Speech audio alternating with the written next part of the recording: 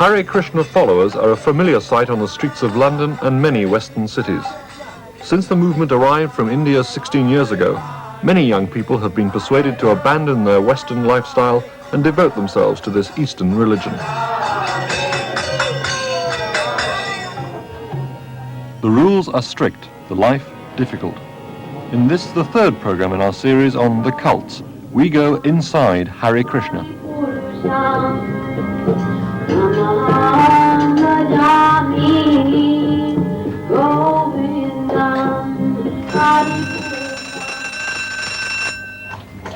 Hare Krishna, Hare Krishna, Krishna Krishna, Hare Rama, Hare Rama.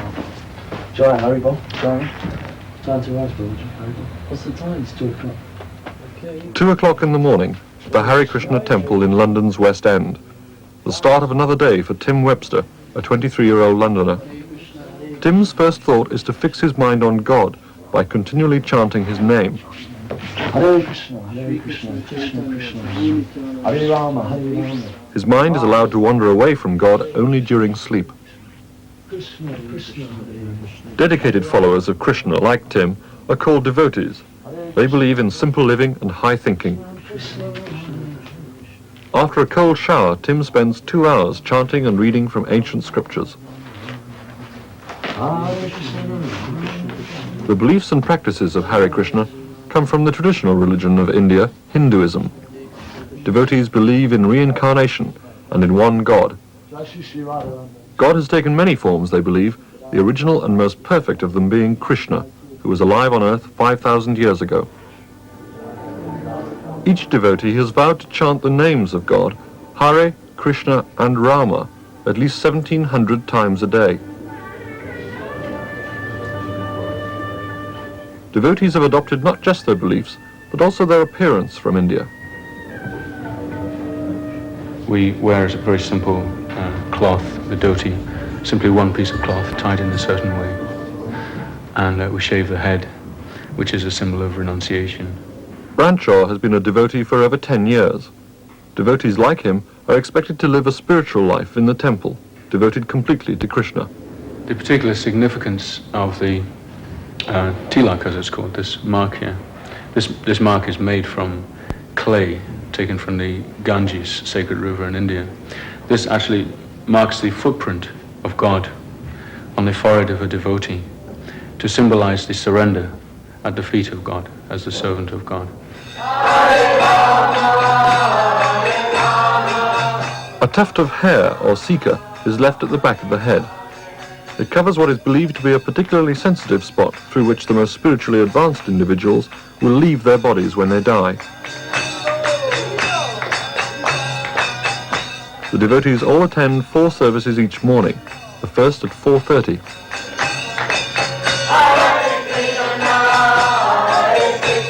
This, later on, is the greeting of the deities. Hare Krishna devotees believe God is present on earth in the form of his names, so much of the service consists simply of chanting God's names.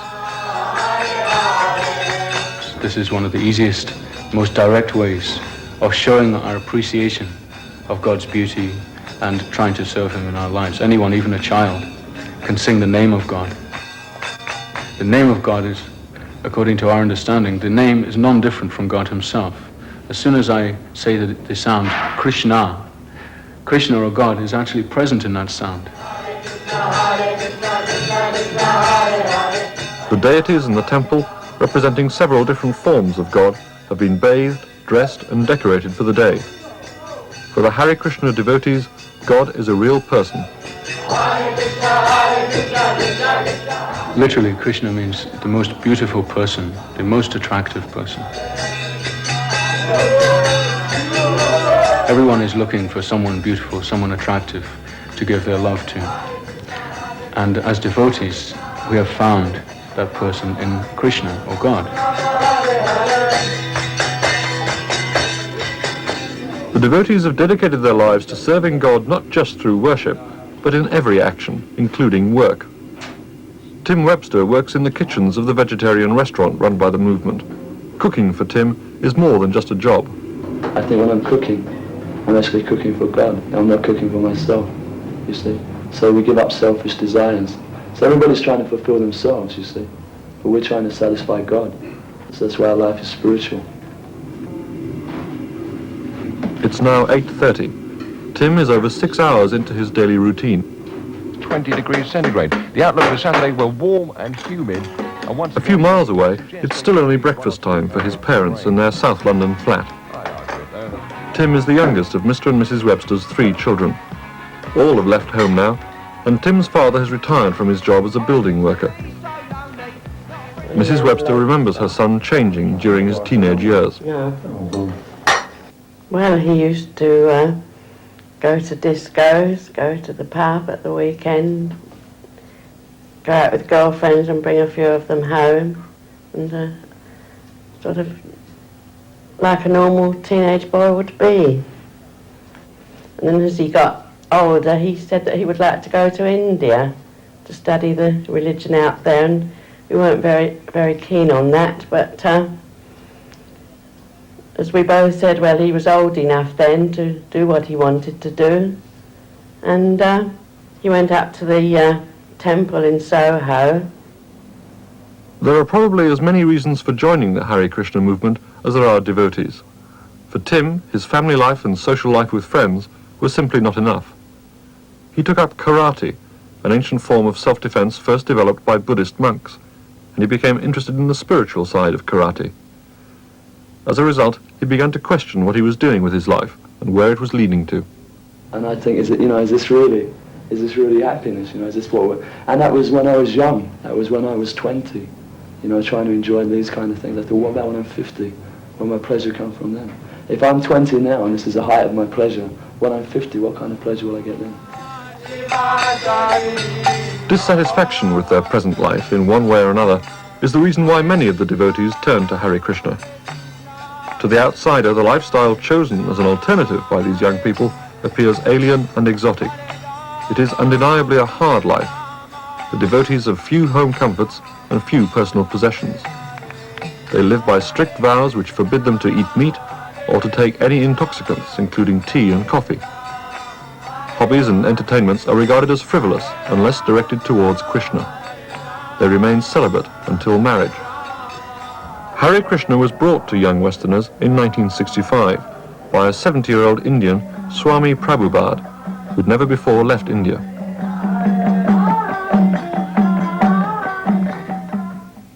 Prabhupada travelled penniless to New York, where he founded the first temple and initiated 8,000 people into what he called Krishna Consciousness.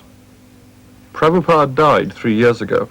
Life-size models of him now occupy a place of honour in Krishna temples. Some of the last years of his life were spent at a manor house near Watford, a gift to Hare Krishna from one of the Beatles, George Harrison. Prabhupada's study is kept as a shrine. Fresh flowers are placed there every day. The study is cleaned carefully and the day's page in the diary turned. Though Prabhupada is dead, his mission lives on, the mission of spreading Krishna consciousness in the West. So take one of these, give it a read. I think you'll enjoy it. You look quite intelligent, okay? And when are you going back to Myanmar? Yeah, a few weeks, something like that. Hare Krishna devotees like to do their preaching on the street, in the tradition of Indian holy men. Or just for holidays? Street encounters also provide an opportunity to pass on some of the 90 million books and magazines published by the movement. This is our address here. We have one temple. Young people are invited to visit the London temple for a free meal. We do a vegetarian meal, free of charge, every day. There's one for you, okay? They give At this stage, everybody is welcome. Reincarnation, karma, these sort of things. And you can ask questions. If this soul is eternal, what is the relationship between this eternal soul and Krishna? Oh, what is our relationship? There are so many different relationships, just like here in this material world. For many who come, the food is probably more important than the preaching.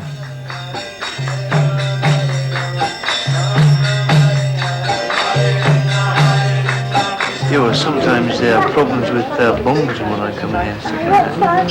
All the old bums come up here and try to get a free meal and everything off them all the time. The act of giving food is important to the devotees. It demonstrates the success of their community, as well as advertising their lifestyle and beliefs. The Krishna Consciousness movement has used Western technology and enterprise to spread its message further afield. This is probably the only 32-ton articulated temple in the world. It's named after Lord Caitanya, the Indian saint who brought about a revival of devotion to Krishna in the 16th century. The travelling temple cost £25,000 and has clocked up 20,000 miles visiting festivals and exhibitions. The aim is to take Krishna consciousness to every town in Britain. Inside the 40-foot trailer are a kitchen, showers and a library, as well as a temple. Visitors to this travelling temple are supposed to experience some of the peace and beauty of Krishna. Those who want to know more are likely to come here, Caitanya College in Worcestershire, where the travelling temple is based. This country house was acquired by the movement in 1979. It now houses a community of 150. It's here that would-be devotees learn the beliefs and practices of their calling. At this stage, Hare Krishna are highly selective about the sort of person they want.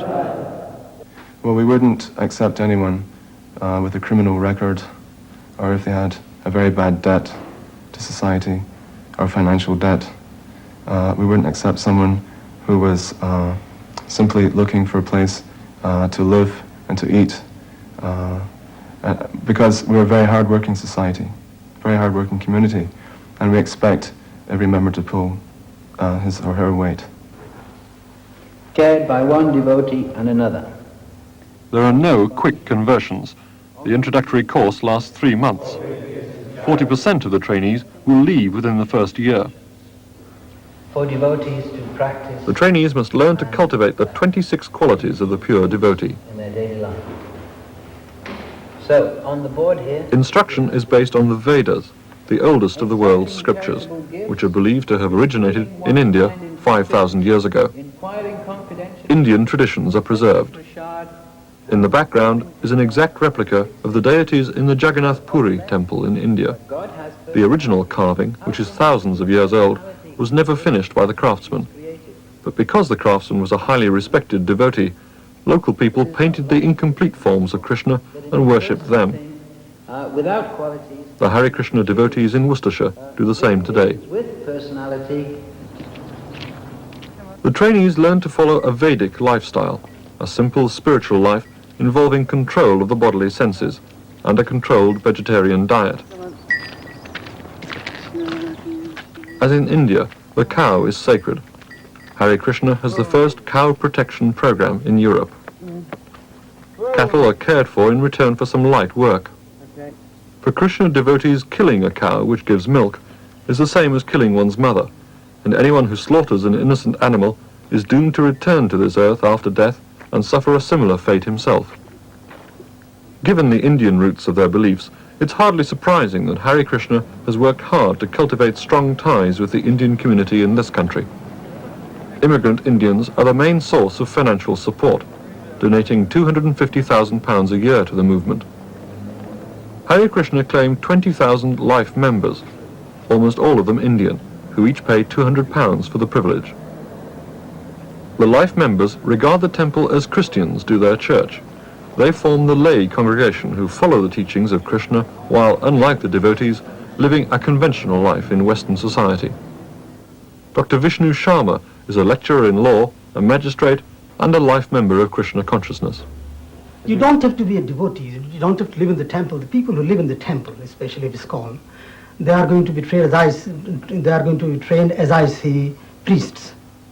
They will teach other people about Krishna consciousness. But you can also be a Krishna conscious by staying at home. For example, my whole family is Krishna conscious. We believe in the strict principles enunciated by Lord Krishna. No meat eating, no illicit sex, no drinking, and all those 4 principles.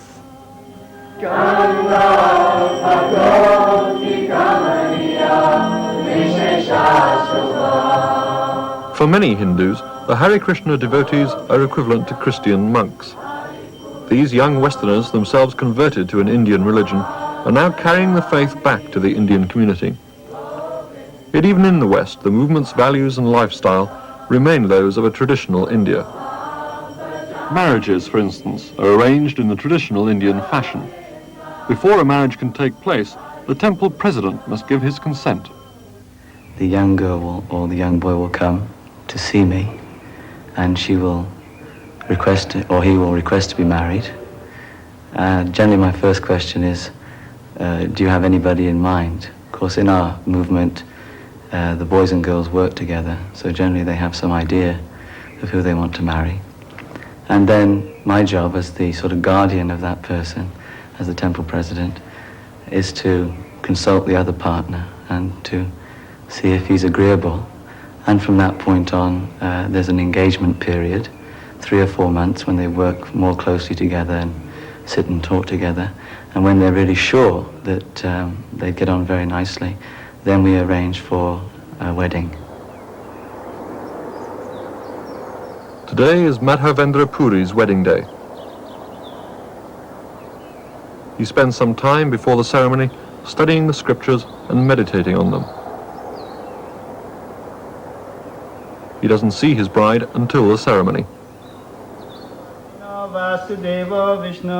This Indian wedding has no legal standing in this country. Madhavendra and his bride Draupadi were legally married in a register office a year ago, but they've observed the vows of celibacy until their marriage can be solemnized according to Vedic rites. The marriage vows are made over a sacrificial fire.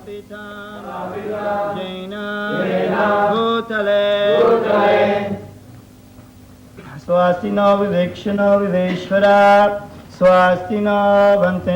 Indian couple, who are life members, are also to be married.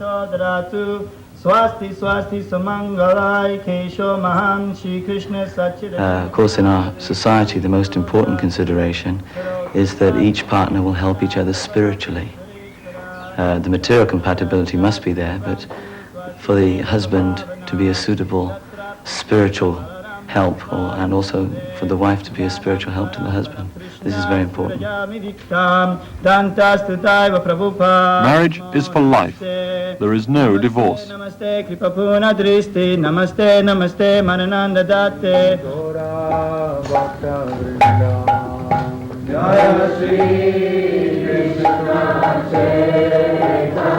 Each couple must promise to bring up their offspring according to the Vedic scriptures.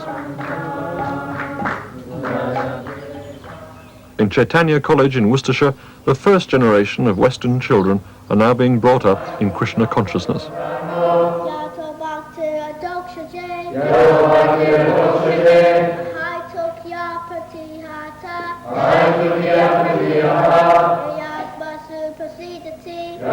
Some of the children's parents live here as well, but other parents are devotees in the Watford or London temples, and they see their children only at weekends. The children live under the same disciplines as the adult devotees. First of all, they're rising early. They rise at 3:30 in the morning.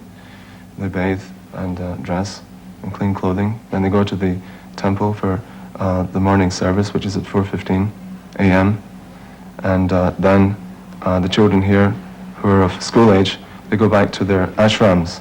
Now, an ashram is like a house, just like in any boarding school. There are houses and there are house masters. So these children live in ashrams within the community, and so at that time they're learning chanting and they're reading, they're studying the Vedic scriptures like Bhagavad Gita, Srimad Bhagavatam. All right, I'm just going to go around the class. I want to see who had them all right and who didn't. Ragaleka, can you give me the answer to 3 sets of 5? The rest of the morning is taken up with conventional schooling. The class is taken by a trained teacher. Who has an answer then for 3 sets of 5? The subjects taught are the usual ones. Prema. 15. In the classroom, as everywhere else, Krishna is at the center of things. And on this side, you've got 9 sets of 3. The children's afternoon is short because they have to be in bed early.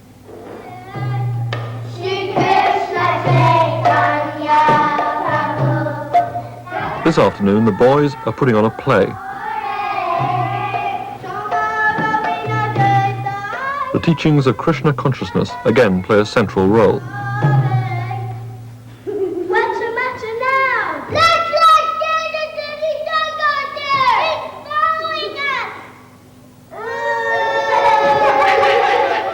The Hare Krishna children are being brought up to be as devoted to God as their parents are. Go away! Get lost! Clear off! Yeah! Finish it! Obviously, we're hoping they'll remain as devotees within the Hare Krishna society, although when they reach a mature age, between 16 and 18 years of age, it's up to them. They can decide, how to live their life. But obviously, if they're very trained up nicely to keep Krishna within the heart, within the center of their activities, this will remain with them their whole lives. And for some of the children, if they're academically qualified, then we're hoping that they'll go on to university.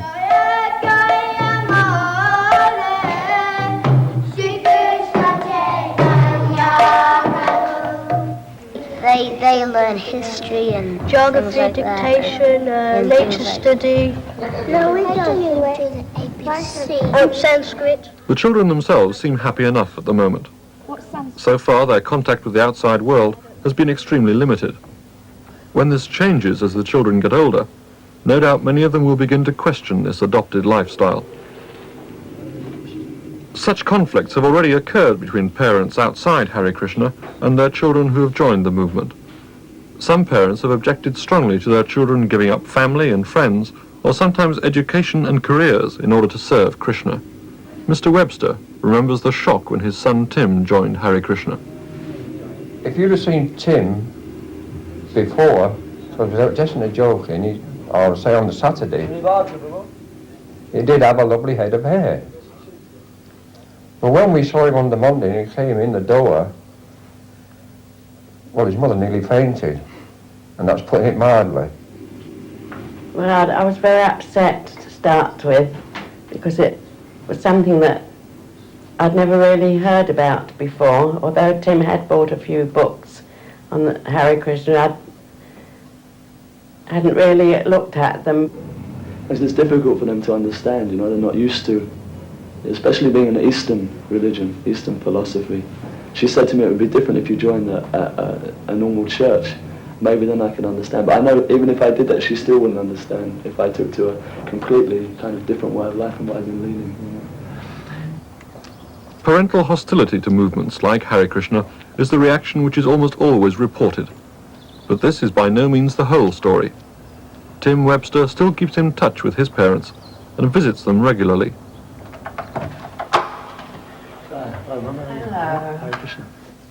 His parents have found their attitude to Hare Krishna changing. I got some flowers in there from the temple. Thank you. Where's that really beautiful garland? Oh, thank you.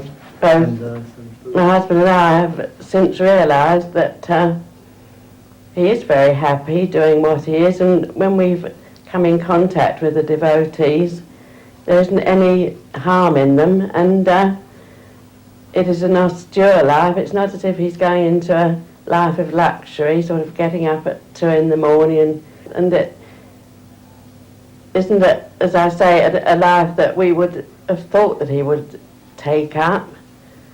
But as he did, we just had to wish him luck and hope that everything turned out all right for him. The Hare Krishna devotees themselves, of course, consider that they've gained much more than they've lost by following the Krishna calling. Of course, to the outsider, sometimes it appears that the devotees are leading a very renounced, austere kind of life. Sometimes people say, but what do you do? How can anyone exist in such an atmosphere? Of course, the fact is that devotees are very happy. We don't feel as if we're giving up a tremendous amount. We feel quite satisfied because we have so much more to live for in our lives. We have very deep feeling of satisfaction derived from serving Krishna and from seeing our own spiritual life unfold before us as the years go by. The devotees believe their way of life will bring not just happiness on earth, but eternal happiness. They're only too glad to escape from a Western style of life they consider godless and decadent, but they don't regard this as running away. There's no question of running away, We're not actually meant to live a completely materialistic way of life and then at the end of it have nothing to show. We're running to a spiritual way of life. We're running to find God. It's through their single-minded devotion to God that Hare Krishna devotees believe they will escape from an endless cycle of reincarnation and leave behind forever the miseries of this earthly existence. At the time of this body dying, the soul lives on. And the whole goal of the practice of Krishna consciousness is to find the final resting place of the soul in loving relationship with God.